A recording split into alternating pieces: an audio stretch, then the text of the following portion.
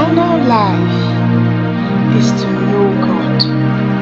And this is not my words, right? This is the word of God. I want you to go check the Bible passage, John 17 and verse 3. It says, and this is the NLT version, and this is the way to have eternal life.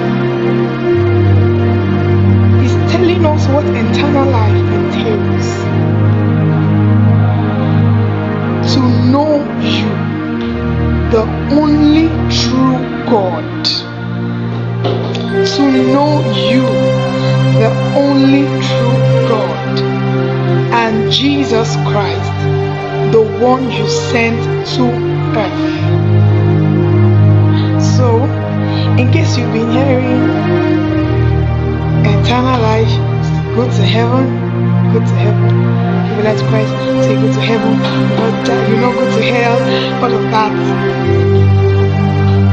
Yes, but much more than that is what the scripture says in John 17, to know God and Jesus Christ, the one whom the Father sent to the earth. So the question is, do you have eternal life?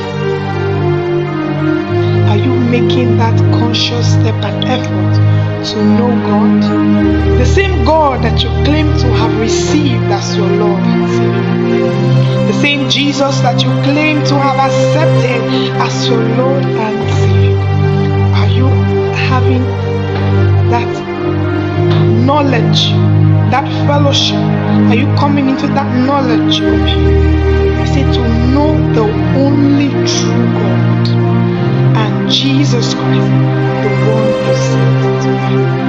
That is eternal life. That is what happens the moment you say, Jesus, I receive you as my Lord and Savior. Wash me, my Lord. I am saved. I am a child of God. Now, the journey eternal. It's an eternal journey, it's forever. A journey where you get